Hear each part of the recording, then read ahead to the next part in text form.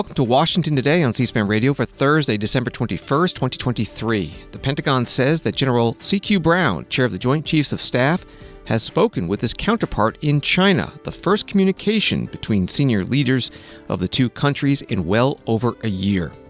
United Nations Security Council continues to try to find language for a resolution calling for a halt in the fighting between Israel and Hamas to allow more humanitarian aid into Gaza.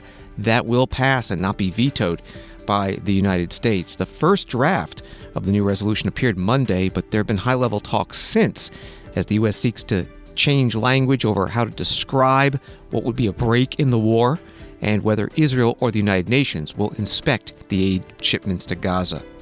President Joe Biden has spoken by phone to the President of Mexico about the ongoing surge of migrants at the U.S. Mexico border.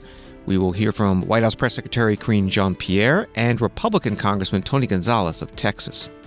Donald Trump is responding to the Colorado Supreme Court's ruling that he cannot be on that state's election ballot for having violated the Constitution by engaging in insurrection. He posted, he's not an insurrectionist, Joe Biden is. Also in Colorado this week, historic release of 5 gray wolves, the culmination of a 3-year battle over whether this predator species should once again roam the land. We'll talk about it with a Denver Post environment reporter, Elise Schmelzer. Associated Press writes that General C.Q. Brown, chair of the Joint Chiefs of Staff, spoke with his Chinese counterpart on Thursday in the first of what officials said will be renewed talks between the two nations' senior military leaders as the Biden administration works to thaw relations with Beijing. The video call between Brown and General Liu Zhenli is the first senior military communications between the U.S. and China since August 2022, when Beijing suspended all contacts after former House Speaker Nancy Pelosi's visit to Taiwan.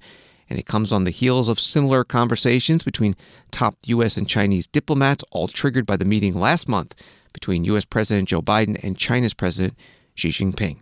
That reporting from Associated Press. The Pentagon Press Secretary Pat Ryder spoke about this as he opened his news conference today. Chairman of the Joint Chiefs of Staff, General C.Q. Brown Jr., spoke today by video teleconference with People's Liberation Army of China Chief of the Joint Staff Department, General Liu Zhenli. This is the first time the two leaders have spoken since General Brown became the chairman. During the teleconference, General Brown discussed the importance of working together to responsibly manage competition, avoid miscalculations, and maintain an open and direct line of communication. For more information about the call, I'd refer you to the Joint Staff and their corresponding readout. Later in the Pentagon news conference, Press Secretary Pat Ryder got a reporter's question about this call. On the call between the chairman and his Chinese counterpart, can you talk a little bit about the significance of resumption of talks on that level? I know this is something that the U.S. has pushed for, so how significant is it that it's happening now, I guess? Well, I think it's a positive development. We're clearly working here to implement what was announced by President Biden and Chairman Xi in November. But we've said all along that when you have two large militaries, it's imperative that we keep lines of communication open in order to prevent miscalculation and the potential that carries with it as far as risk of operating in certain areas. So, again, we're going to continue to press on that.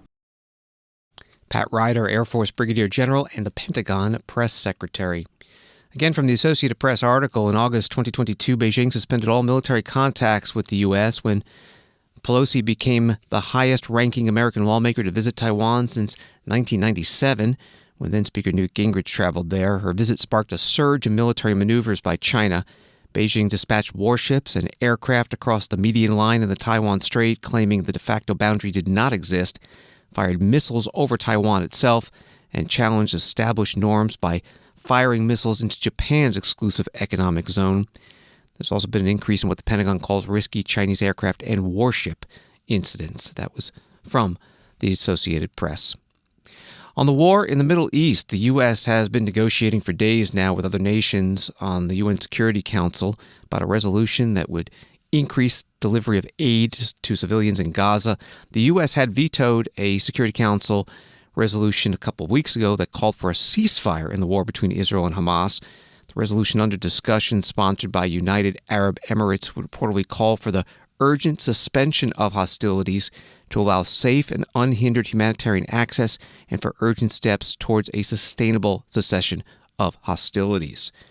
A major sticking point in the discussions is whether Israel should turn over to the United Nations the inspection of aid shipments that enter Gaza.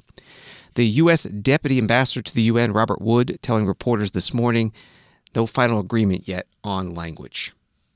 Still working it. Still hoping to get to be able to support it. So we're not there yet. Are you looking for changes in the text? Well, there need to be some things in the text that would make it worthy of our support. Right now, we're still working it. So, U.S. Deputy Ambassador to the UN, Robert Wood, speaking to reporters at the UN in New York City. At the White House today, John Kirby, spokesperson for the National Security Council, was asked about the U.S. position. We know this is the Security Council debate over this new resolution here, and the issue of who is doing the inspections is a key one in that ongoing discussions up there. Is the U.S. position that the Israelis must remain part of the inspection regime in what is going into Gaza? I'm not going to negotiate this language here from this podium. We're still actively working with our UN partners about the resolution and the language itself. Israel has had, and understandably so, has had a role in the inspection regime, a key role, a pivotal role, and we understand and respect that. And I think I'll leave it at that. So on Israel, I know you've said before many times that you're trying to push Israel to end this high-intensity effort. No, that's not what we said, but go ahead. Okay, there's a request from lawmakers that you do, in fact, do that. Could you talk a little bit about where that conversation stands, what Israel has agreed to in terms of moving to lower intensity conflict in Gaza, and have they agreed with you on a timetable? The Israelis say they, too, recognize the need to transition to a different phase of fighting. I mean, in any military campaign, Trevor, you're going to transition to a different set of objectives, and you're going to achieve those different set of objectives through different tactics and operations. I mean, that's just standard for the conduct of military operations. They understand, they have said themselves that they realize they're going to have to transition from a higher intensity level of operations, such as what they're doing now, to something a bit lower intensity. They will decide when.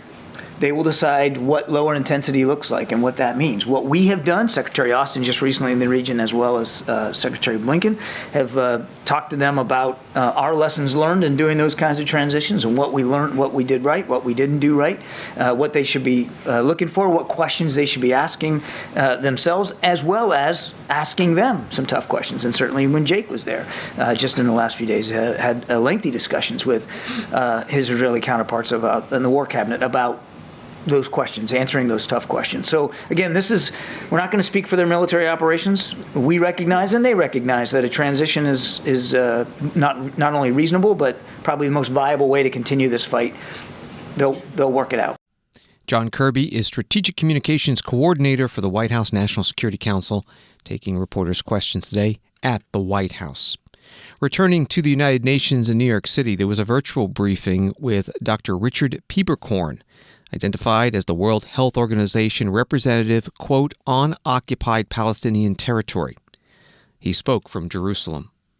Only 9 out of 36 health facilities are partly functional in the whole of Gaza. All of these in the south.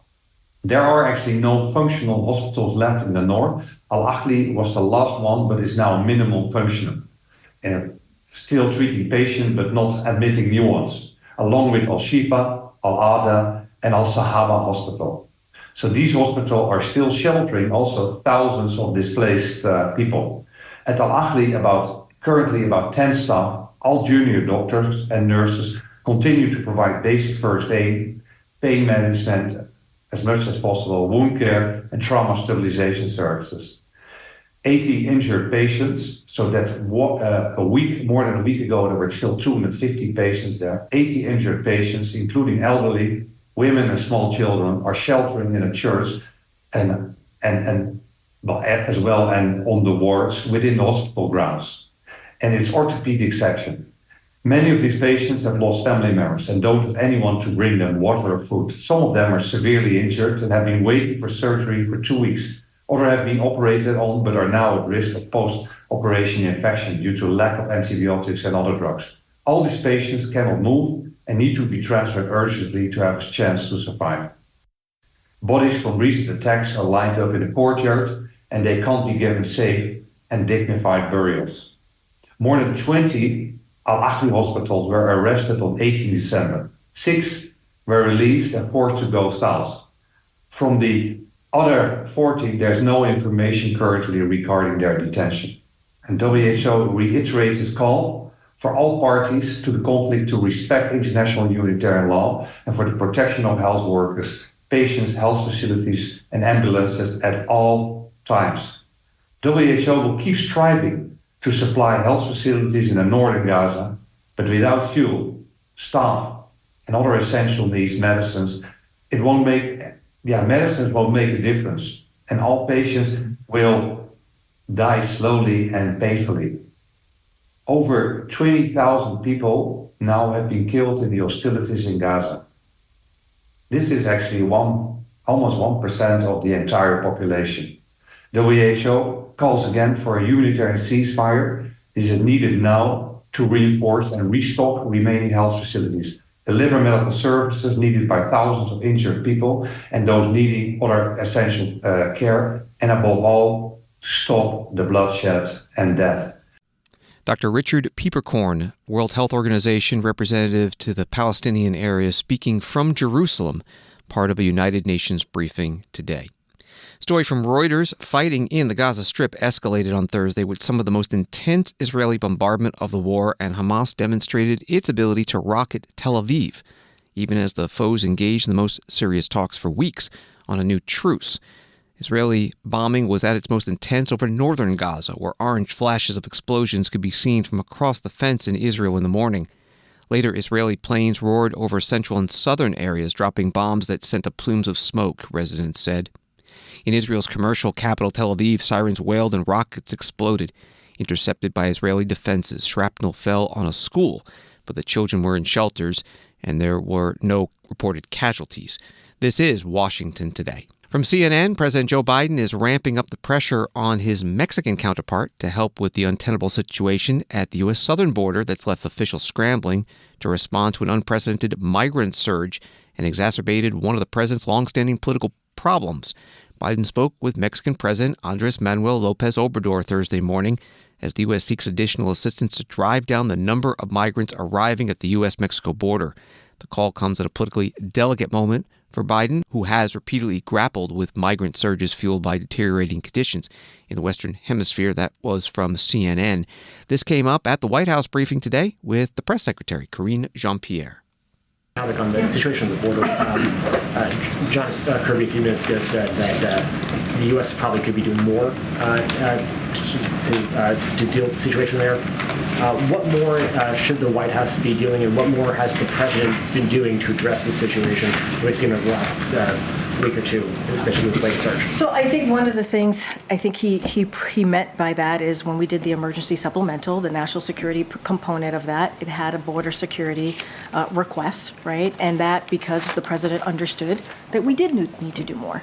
And that's why he asked for very important emergency funds to do just that. And what you're seeing, certainly from the Senate side at this time, I know they had decided to go home, but those conversations to get border security, to get that bipartisan agreement continues. And we encourage Congress to get to that as soon as possible, certainly when they get back. So obviously we're having those negotiation conversations to get more funding because we understand, the president understands that we need to do more. And as it relates to what we're seeing, the flow of migrants that we're seeing at the border, DHS is maximizing its enforcement efforts. That is important. And the thing that is also, is important is the message that we have to send to smugglers, right? We have to be very, very mindful because they also put out misinformation. So we try to be mindful there as well. And what we're seeing here at the border, the migration flow, increased migration flow, certainly it ebbs and flows, and we're at a time of the year where we're seeing more at the border, and it's not unusual. This is an immigration system that has been broken for decades, and the president has taken this very seriously to try to do more. That's why we have the comprehensive immigration policy legislation that the president put forth on day one. So yes, there is more to be done, but we need the help of Congress to get that done. White House Press Secretary Karine Jean-Pierre today at her news conference in the White House briefing room. White House announcing that President Biden will send in the coming days Secretary of State Antony Blinken, Homeland Security Secretary Alejandro Mayorkas, and other key advisors to meet with the Mexican president to address current border challenges. Congressman Tony Gonzales, Republican from Texas, held a news conference on Wednesday in Eagle Pass, Texas, on the U.S. Mexico border. It's part of his congressional district. He was on a hill, and behind him you could see the migrants lined up, waiting to be processed. Here in Eagle Pass, there's over 10,000 people in detention. That is a historic number. Yesterday, there was over 4,000 that came over. Once again, another astronomical number. And yesterday, Border Patrol, CBP, was able to decompress, process, get over 4,000 people out. Another historic number. But yet, more people are still coming. And there's more people in the pipeline. And I suspect Christmas will be worse than today. And New Year's will be worse than today. We're going the absolute wrong direction. I visited Firefly earlier. That place I visited many times. This is my district. I woke up in San Antonio. I'll spend the day in Eagle Pass. I'll go to Sanderson, and I'll sleep tonight in El Paso. And I'll visit tomorrow with folks in El Paso and the Border Patrol there, and we'll talk about what's happening out there. I visited this Firefly facility earlier today. That has a max capacity of 1,000 people. There was nearly 6,000 people in there. I've never seen it that high. Border Patrol agents, many of them are going to have to work during Christmas. So while America is opening up their presents under the tree with smiles all around, Eagle Pass and the people of Eagle Pass and the people of El Paso and the people in Arizona and the people along the border are going to be stuck having to deal with this border crisis. There are very simple things that need to happen in order for this to end. One, we need to surge immigration judges to the border. This is America. People need to get their cases heard in days, not years. And if they do not qualify for asylum, they need to be deported. And once you do that, just like we did in Del Rio a year and a half ago when there was Haitians under the bridge, this goes away. Just like they did in years past under different administrations. You have to surge immigration judges to the border. You got to get cases heard, and you got to deport people that do not qualify for asylum. I've been working very closely on border negotiations. Just yesterday, I had a conversation with one of the senators that's very much involved, trying to come up with real solutions. I will work with anyone to make this go away. Because once again, what about us? The city of Eagle Pass has received 0 federal dollars in reimbursement. The emergency responders have had to deal with countless numbers of dead people that are perished in the water. Right now, the water's a little bit down, so not as many people are drowning, but that could easily change. The hospital is filled. If you live in Eagle Pass, imagine this. Imagine something happens to you. You dial 911, and you cannot go to the hospital because there are no beds.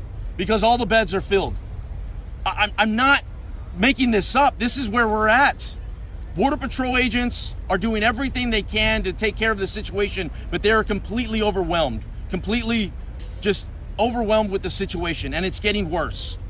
Congressman Tony Gonzales, Republican from Texas, Wednesday, a news conference in Eagle Pass. Story from Axios, House Speaker Mike Johnson, Republican from Louisiana, calling on President Biden to take executive action to address securing the southern border, urging him to restart a series of policies embraced by the Trump administration.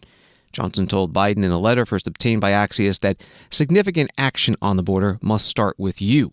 Johnson argued that Biden should re-implement Trump administration policies such as resuming construction of the border wall and ending the use of parole programs that release people who've crossed the border.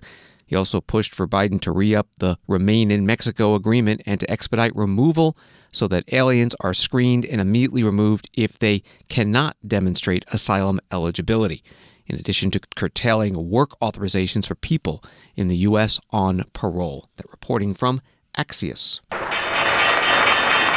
Wall Street today, the Dow up 322, NASDAQ up 185, S&P up 48. Number of Americans applying for unemployment benefits rose a little bit last week, but is still at historically low levels. This all while the Federal Reserve has been raising interest rates, trying to slow down hiring and cool the economy. Labor Department says jobless claims were 205,000, up 2,000 from the previous week. And if you're flying to someplace else for the holidays, Transportation Security Administration predicts the busiest air travel days will be today, tomorrow, December 29th, and New Year's Day, with each day having more than 2.5 million passengers. And that would be a 6% increase over 2022. Washington Today continues in a moment. People often think C-SPAN is funded by the federal government. In fact, we're a nonprofit organization that receives no government funding. As news consumption changes, you can help ensure the future of C-SPAN's unfiltered coverage of national government and politics. We hope you will consider making a tax-deductible contribution that will support our daily editorial operations. To learn more, visit cspan.org/donate. Welcome back to Washington Today, available as a podcast on the C-SPAN Now mobile app, which is free, and wherever you find your podcasts. Former President Donald Trump, a 2024 Republican presidential candidate, posted today, "I'm not an insurrectionist," and then in parentheses and all caps, "peacefully and patriotically. Crooked Joe Biden is." And in another post, he wrote, "Crooked Joe Biden is the insurrectionist because he let millions of unknown people come recklessly and unchecked through our insane open border, let a war begin in the Middle East and Ukraine, weaponized our DOJ and FBI, surrendered in Afghanistan when we could have left with dignity and strength, the most embarrassing event in the history of our country, and is destroying America with the Green New Scam." Yesterday, President Biden, a Democratic presidential candidate for 2024, was asked about the Colorado Supreme Court's ruling that Donald Trump is disqualified from the state's presidential primary ballot for having engaged in insurrection in the January 6th attack on the Capitol in violation of the 14th Amendment of the Constitution. President Biden said there was no question Donald Trump took part in an insurrection, but it was up to the court about whether he should be disqualified. The Colorado case is expected to be appealed to the U.S. Supreme Court. And today, John Malcolm of the Heritage Foundation and John Yoo, former Deputy Assistant Attorney General, spoke at a Federalist Society program about what the Supreme Court may do. John Malcolm begins. I have a hard time imagining that the court could duck this case at this point, particularly now with this one ruling by the Colorado Supreme Court. My guess is with 2 cases on appeal, 13 pending cases in other states, there's going to be somebody else who's going to say what they said and disqualify Trump. Justice Samora, in one of his footnotes, sat there and said that some states don't even really have election codes to do any sorts of challenges like this. So you're going to end up having this piecemeal stuff all around the country. There was one other argument I forgot to mention that I think that Justice Samora made that I thought was a very, very clever argument, which is to sit there and say on the issue of whether this is self-executing or not, saying, look, the reason why this provision was put into place in the first place, this was immediately in the aftermath of the Civil War as part of the Reconstruction Amendments. It was designed to prevent states, particularly the southern states, from having the ability to determine who is qualified and not qualified for office. They said Congress wanted to make that decision by implementing procedures and coming up with standards and having an ability to eliminate the disqualification, a unique provision in the Constitution, which they did with respect to the former rebels in the southern states. I would be very, very surprised if the Supreme Court upholds this decision. I don't think they can really duck it. I mean, I suppose they could duck it by saying that the process that took place in Colorado did not afford Donald Trump with due process. But then that's just kicking the can down the road on the substantive issues. And I just don't see how they're going to be able to avoid it. And I don't know whether it's going to be a 9-0 decision, but the court is once more going to be thrust into the election in a way it has not been since Bush v. Gore in 2001, or I guess in December 2000.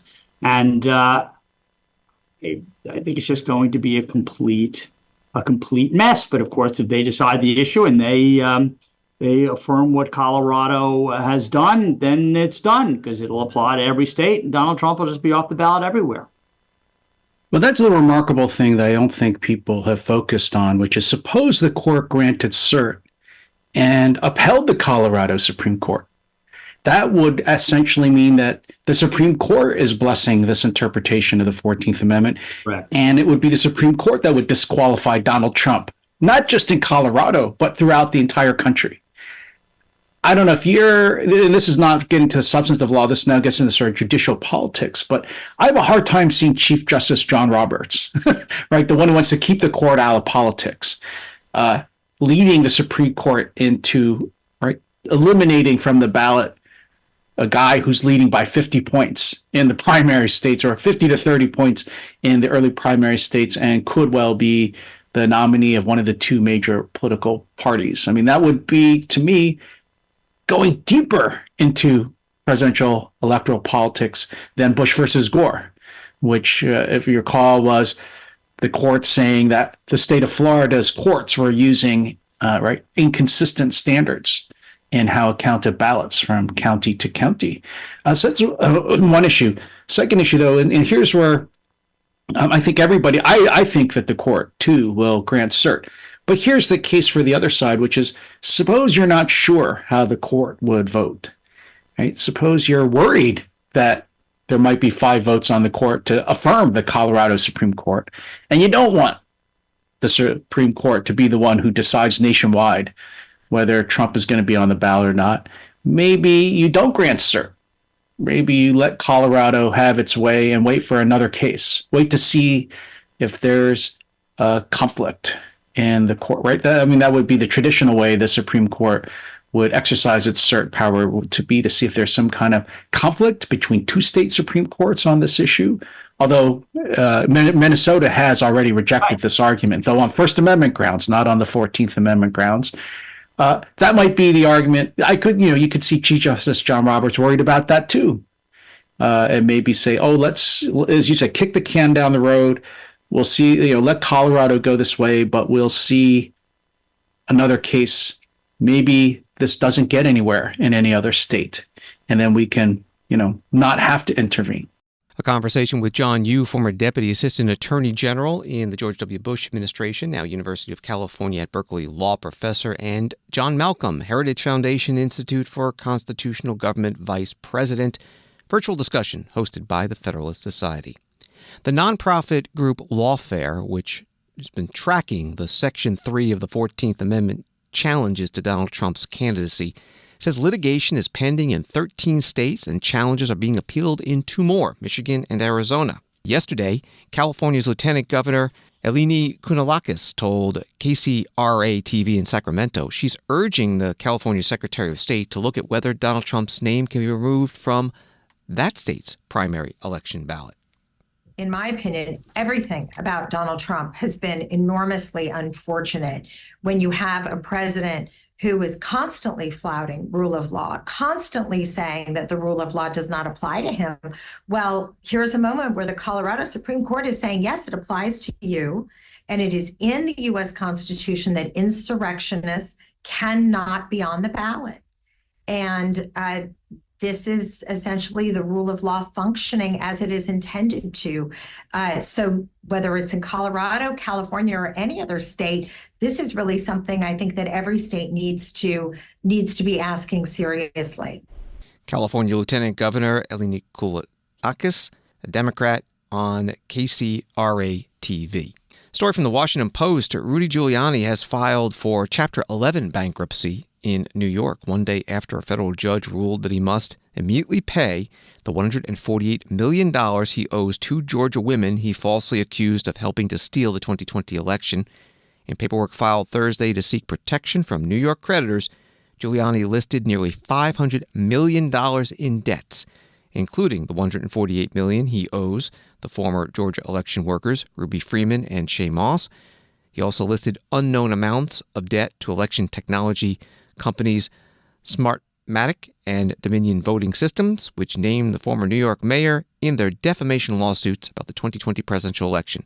He listed his assets at around $10 million. That from the Washington Post. And this is Washington Today.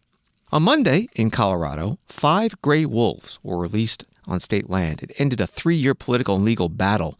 Governor Jared Polis, a Democrat, putting out a statement. Today, history was made in Colorado for the first time since the 1940s. The howl of wolves will officially return to western Colorado. Officials expect to release 30 to 50 wolves in all in the next 5 years. Coming up in a couple of minutes, we'll talk about the controversy over this with a Denver Post reporter. But first, the Colorado Parks and Wildlife Agency has produced a video aimed at K-12 students about the reintroduction of the gray wolf. It's hosted by statewide education coordinator Heather Hubbard. Because of their low numbers in shy nature, hikers and backpackers probably won't have too many glimpses of these elusive creatures. Wolves, like most wild animals, also try to avoid humans. More often than not, you could see or hear signs that they are in the area, rather than get an actual view of one. When out on the trail, dogs can be one of our best hiking buddies. Wildlife usually sees dogs as a threat, but in some instances, predators like wolves may be a threat to our furry friends. One of the best ways we can help protect our pets, as well as our wildlife, is to keep dogs on a 6-foot leash when hiking or inside the tent when camping. By keeping dogs on leash and secured, we can keep them and wildlife safe and unharmed. Wolves are known to kill livestock since they look similar to their typical prey. Research, as well as our past experiences with wolves, has given us several solutions to help prevent wolf predation on livestock. This includes techniques like removing food sources that can attract wolves and scaring wolves off with guard dogs or bright lights and loud sounds. Funny enough, tying red flags on a string has also helped to serve as a deterrent for a period of time. How, you might ask? Flattery lines, as they're known, have been used for several centuries to spook wolves, again keeping them away from a herd of livestock. Working with stakeholders is a key to finding solutions for both people and wolves. Colorado Parks and Wildlife works with all who are interested in and impacted by wolf reintroduction here in Colorado. This includes hunters, hikers, ranchers, and more. Local district wildlife management officers are available to help problem solve and find solutions when it comes to living with wildlife. For example, Colorado Parks and Wildlife already works closely with ranchers and farmers whose livestock have been killed by large predators like bears and mountain lions. This relationship will continue as wolves return to Colorado's outdoors. Landowners are provided recommendations and tools to deter wildlife, as well as compensation to help financially reimburse livestock loss. Heather Hubbard, Colorado Parks and Wildlife statewide education coordinator, in a video from her agency. Elise Schmelzer, environment reporter with the Denver Post, has been covering this issue of the reintroduction of the gray wolf in Colorado, joining us now by phone from Colorado. Thank you for being with us. You wrote in your article at denverpost.com that this was the culmination of 3 years of work implementing a first-of-its-kind reintroduction of a controversial predator to the state. Let's start there. Why controversial? Yeah, there's kind of 2 layers here of controversy. First, you have the wolf itself, which across the West, there's varying public opinion on it. A lot of people love to see a large, impressive carnivore on the landscape, and think it's important that the native species be returned to its land. But there's also the real consequences that wolves will prey on sheep and cattle and impact ranchers, and their livelihoods. So there's the wolf itself, and then there's the method of the reintroduction here. This is the first time the wolf has ever been reintroduced by voter mandate. The state had a vote in 2020 whether to reintroduce the wolves here, and it passed in script by primarily fueled by voters on the urban Front Range who said, yes, we want wolves, but the wolves will be living on the western slope, which majority of which voted against the wolves. You said that the people who voted for this wanted to see this majestic creature reintroduced. Was there an environmental reason, though, for putting the wolf back in? Yeah, environmental groups who have supported the reintroduction of wolves say that it's an important aspect to have as part of the food chain, part of the ecology of the West. That as an apex predator, they can help deer and elk herds by culling some of the weaker or sick members of herds, and there's just they can make the elk move around more, which makes them kind of graze different areas instead of bedding down in one spot, which is good for the range. There's a whole host of potential ecological benefits here. You mentioned the ballot measure 3 years ago. It passed, but it was a very narrow margin. How has this divided the state, and is it a top issue there?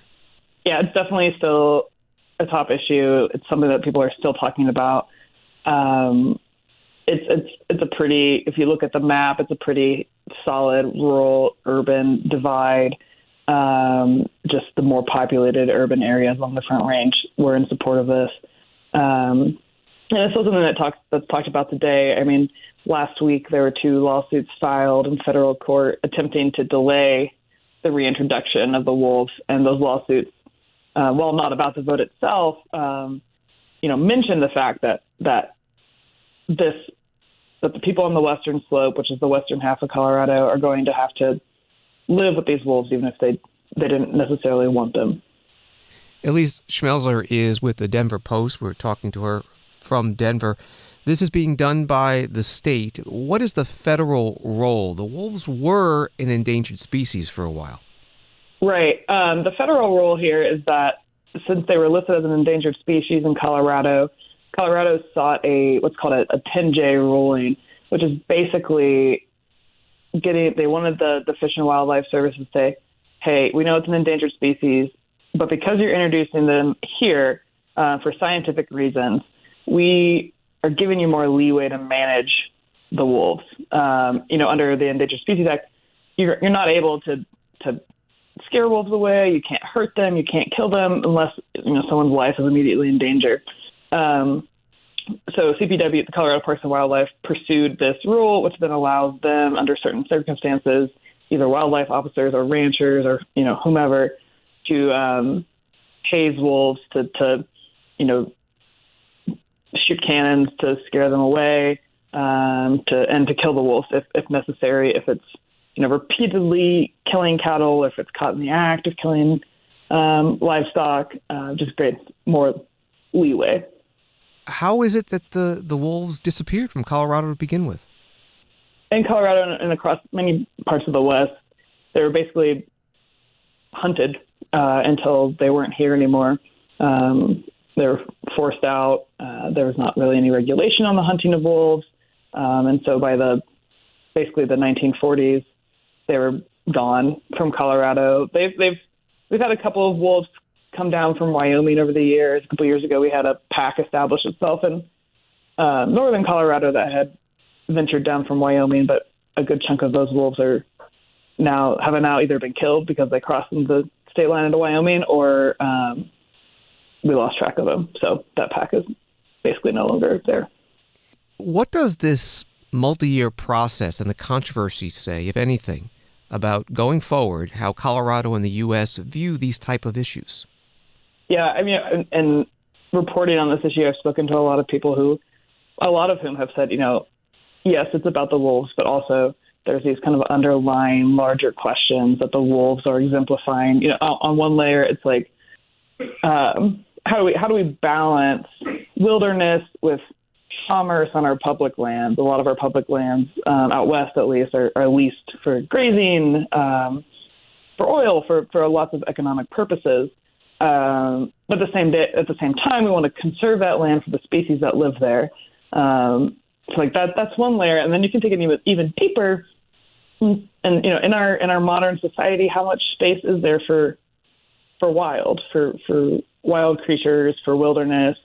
How do we balance those two things? How do we balance, the towns and the people who live out west with the creatures who have been here for hundreds and hundreds and hundreds of years?